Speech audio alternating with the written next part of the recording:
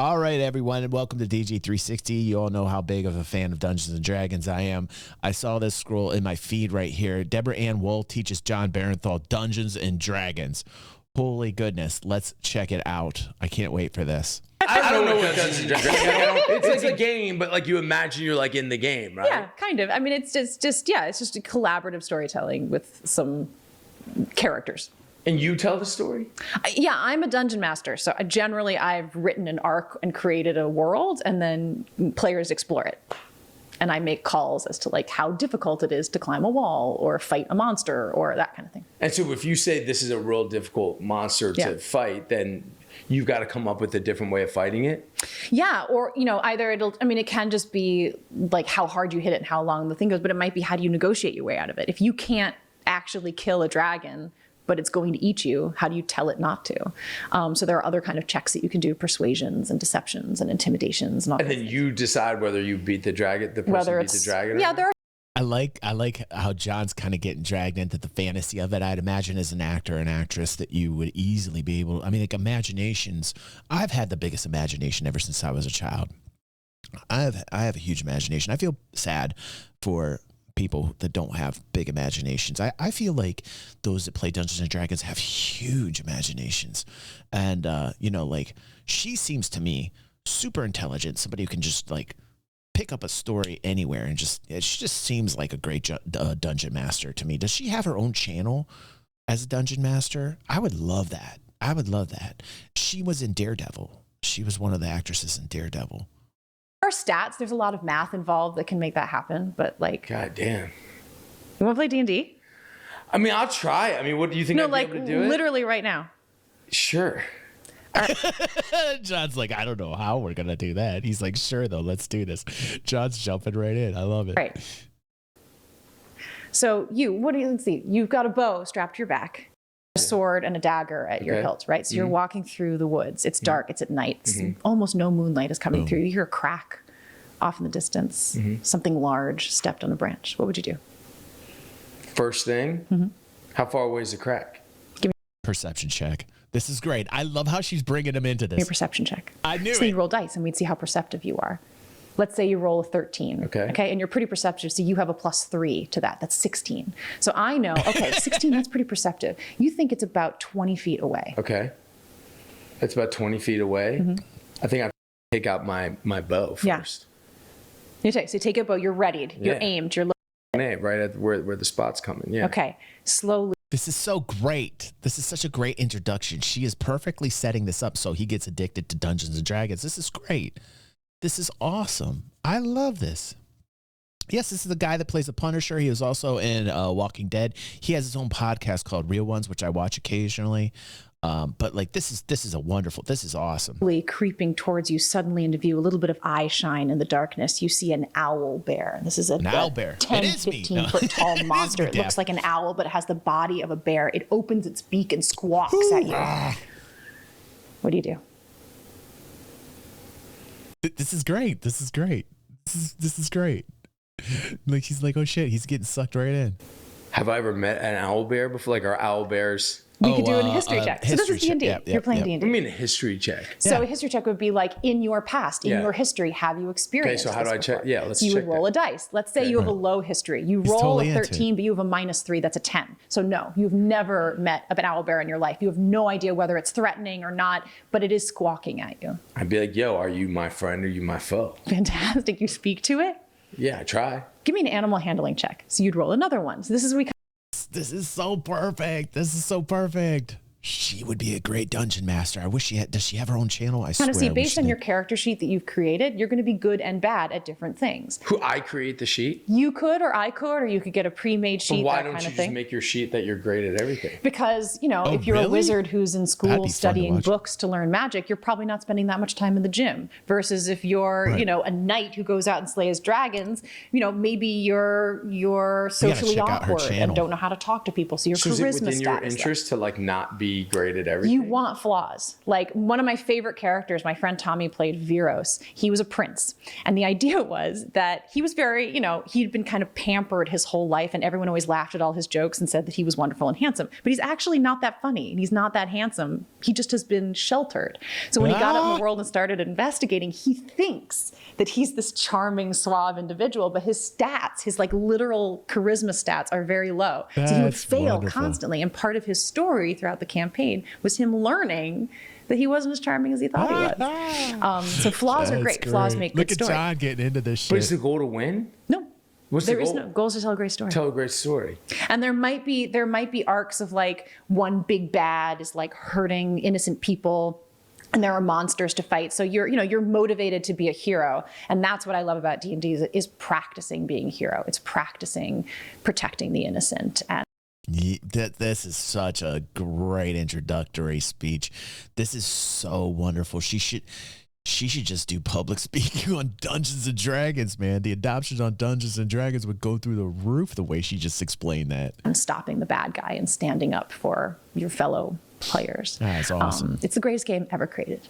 And it's just collaborative storytelling. You just sit at a table. It's as close as you can get to when you were 7 on the play yard, just like making up games and stories. Yes. And I love it. With math. And I will do it until I die. Yeah. Dude. And it saved me through pandemic. It saved me through strikes. Like I always had this thing to turn to for creativity and finances, frankly. How finances? People pay me to run games for them and pay me to write campaigns and do things like that. Yo. Yeah. It's like a whole side career now. But it's cool. And like I said, it's that one weird space where we're all nerdy. So I don't. You do it like free of, there's no nerves or insecurity. Well, there's nerves and insecurity, but I don't have to worry about not being cool. Whereas like every time I'm on a Daredevil set, I'm a little worried that I'm not cool. Yeah. I'm not cool enough for everybody. It's funny, man. And again, we were talking about this and joking about it earlier, but it's like when you say like True Blood being cool and stuff, like I hear I feel the exact. I felt like I never could fit in. Yeah. Because I was always like this athlete and this boxer guy who was like trying to be an actor, and like I always felt like not cool enough. Like I could never like really like speak that language. And I remember when we were when Walking Dead like first happened, True Blood was like, I remember we were at like one of those awards that like one of those like I don't know, like Saturn Awards or something like that. And I remember like.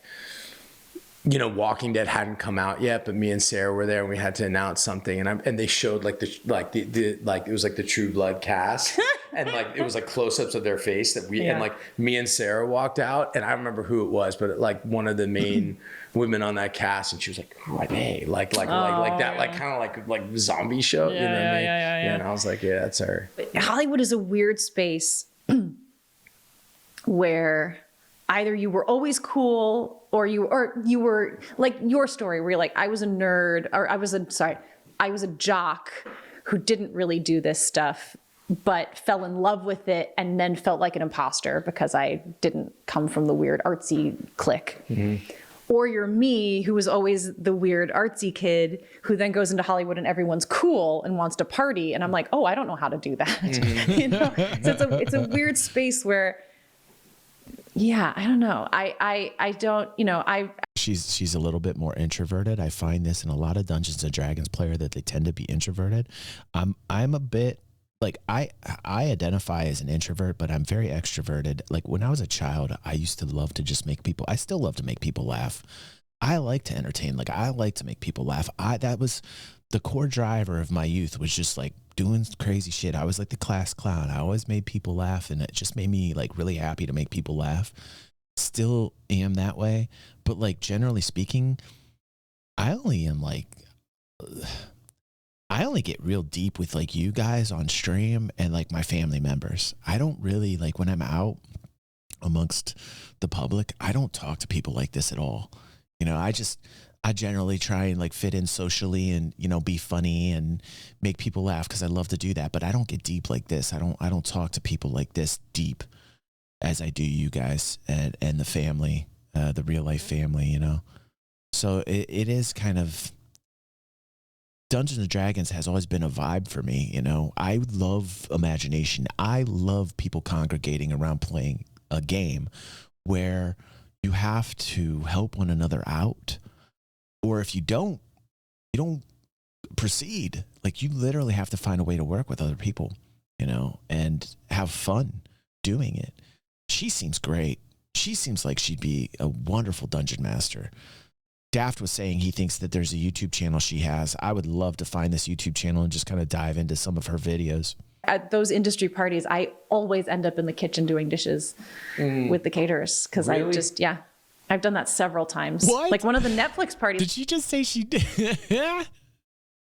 Wait, she's at like a Hollywood Netflix party and she's doing dishes? That's great. I love her. Like at Ted She's Sarandis' fucking house. great. No way. And she's doing You went dishes. into the kitchen, started doing dishes. I did dishes in the kitchen because I was so nervous. I didn't know who to talk to or how to be there. That's so great. I went in to use the bathroom or something like that. And I don't know. I just was like, oh, let me get that. I don't know. My brain needed something to do. Yeah. You know, I think Let's that's go. also why games and stuff help me because it's like an activity. And I can get to know people better if it's not just talking, if it's like, oh, we're playing a game and I'm learning who you are. Yeah. So there's something about like, oh, I need to do something like helpful for the world right now instead of just standing at some fancy house pretending that I'm fancy. And She is such a genuine soul. She is such a genuine soul. Belong. Yeah. It's crazy. I don't know. Those things are getting easier. I mean, like, I avoid them because I just want to be with my kids if I have Yeah. time, but they're getting easier because I feel like I know people. Like, I That's get to some of see it. old friends. You know what I mean? I don't know. I don't know very many people. Yeah. That's another downside of being introverted. Yeah, I'm the same way. I can entertain so many people, but only know like basically everybody here on stream and my family. It is kind of weird. I know all of you better than I know like real life people besides my family. Like I know more about every one of you here than like say people I meet at a function or a party, or you know, it's like who I decide to share with, you know.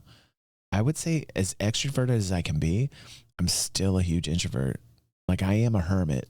In this industry. Yeah. I don't tend to hold on to those relationships What a cool very, vid. very well. It's tricky. Ambiverted? Is that a word? I gotta look it up. Okay, let's look this word up. Ambiverted. I like this. Ambiverted.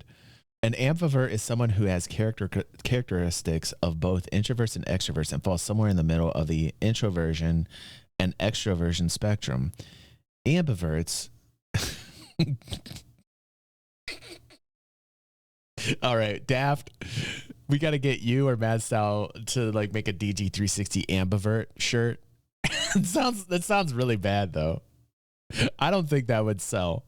I don't think that would sell. Ambiverts can learn more toward either behavior depending upon the situation, mood, context, goals, and people around them. Exactly. You're right. I am an ambivert. That is exactly what I am, Maddie. You're dead on. They may enjoy other people, but also need time alone. And I find it more so that I need more time alone. Like I do swing that way with being introverted. Like I feel like, but I never get it. Like this is my time alone. Is that fucked up or what? Like my time alone is actually streaming. Is that weird? That's weird. Like I don't decide to like be alone. Like I view this as being alone. This is crazy. This is a little bit eye-opening. This is my alone time. You know? That's kind of crazy.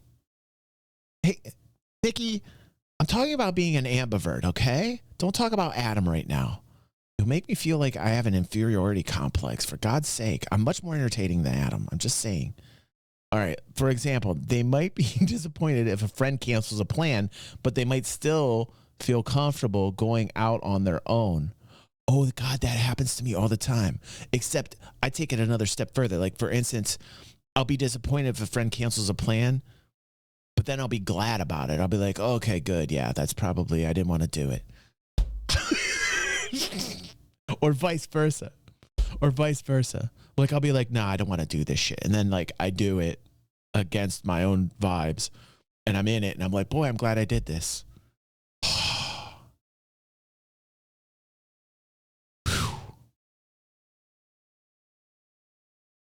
Def says, not Rowan. Anyway, listen, I got sidetracked here, but if you were watching that video, thank you. I'll put that out as a highlight to YouTube. I thought that was really cool listening to Deborah basically put it all out there as far as like why people play Dungeons and Dragons. That was a wonderful introductions. That was a wonderful introduction to Dungeons and Dragons. If you're not a Dungeons and Dragons player, this is a great video to show people, I think, if they have no idea what Dungeons and Dragons is or why people play it. I'm going to link this here for people. Spread that out. I think that's great. That'll definitely get people playing Dungeons and Dragons. I think she's a great host. I want to find her channel, and I want to see her be a dungeon master for real.